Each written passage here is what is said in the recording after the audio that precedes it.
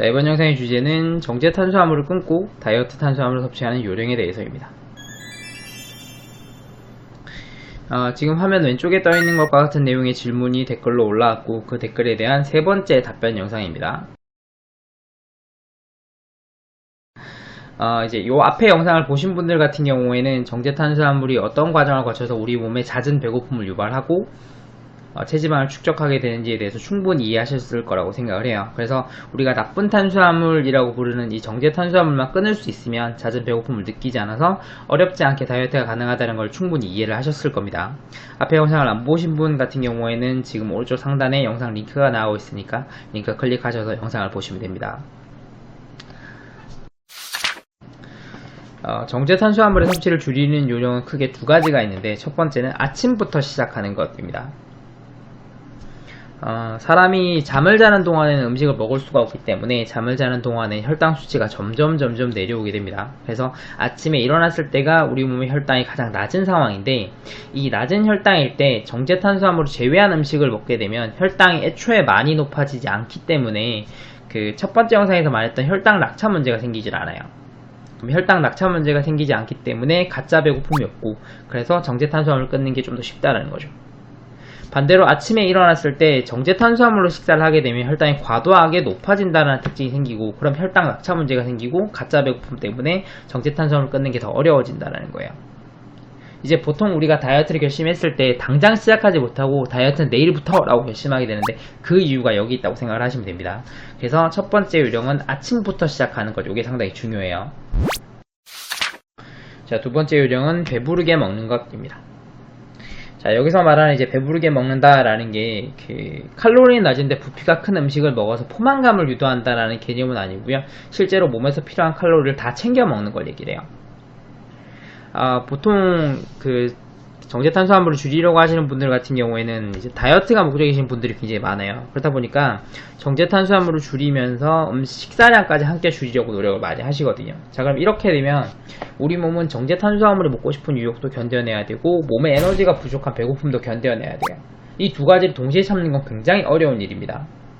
그런데 애초에 이렇게 두 가지를 동시에 참아낼 필요가 없는 게, 정제 탄수화물을 끊으실 수가 있으면 식사량은 내가 의지로 참지 않더라도 자연스럽게 조절이 돼요. 그러니까 먹고 싶은데 참는 개념이 아니라 불필요하게 많은 양을 먹고 싶지 않아지게 되고, 그럼 불필요하게 많은 양을 먹지 않으면 자연스럽게 체중이 줄어드는 효과가 있어서 굳이 두 가지를 동시에 진행하실 필요가 없습니다. 일단은 정제 탄수화물 끊는 거에만 집중을 하시면 돼요. 자, 그러면 어떤 식으로 식사를 해야 되느냐 하면, 배가 고프다 그러면 야채랑 고기를 충분히 드셔주세요. 그리고 배는 부른데 입이 심심하고 뭔가 단 게 먹고 싶다, 그럼 그럴 때는 과일을 넣어주시면 돼요. 자, 이렇게 하시면 몸에 칼로리가 부족해서 생기는 배고픔은 야채랑 고기로 해결이 되고, 단 음식이 먹고 싶은 유혹은 과일로 해결이 되기 때문에 거의 스트레스 없이 정제 탄수화물을 끊는 게 가능해져요. 보통 3일 정도가 지나면 정제 탄수화물을 먹고 싶은 욕구가 거의 사라집니다. 먹으라고 한다면 맛있게 먹게 하겠지만, 굳이 먹어야 되나? 안 먹어도 별로 상관없는데 라는 느낌이 드는 거죠. 자, 그런데 여기까지 들으신 다음에 혹시 이제 양을 좀 정해달라, 양을 안 정해주는데 그랬다가 야채나 과일이나 고기 같은 거 너무 많이 먹으면 그것도 살찔 거 아니냐 라고 생각하시는 분들이 계신데, 그거 같은 경우에는 살 안 쪄요. 그러니까 너무 많은 양을 먹으면 살이 찌는 건 맞아요. 그건 진리죠. 너무 많은 양을 먹는데 어떻게 살이 안 찌겠어요. 근데 애초에 사람이 너무 많은 양을 먹는 과식이라는 게 정상적인 몸의 대사가 아니에요. 사람 몸은 배가 부르면 음식이 그만 먹고 싶어지게 설계가 되어 있어요. 그게 정상이잖아요. 그렇죠? 근데 정제 탄수화물이 그 정상 대사를 망가뜨리기 때문에 사람이 살이 찌는 거라서, 정제 탄수화물을 끊고 비정제 탄수화물인 야채, 과일, 그리고 고기로 식단을 구성하시는 경우에는 너무 많은 양을 먹지 않게 자연스럽게 조절이 됩니다. 그게 내가 음식의 그람을 재야 되는 게 아니라 그냥 내가 먹고 싶은 양만큼 배부르게 먹으면 그게 우리 몸에 과하지 않은 양이 되는 거예요.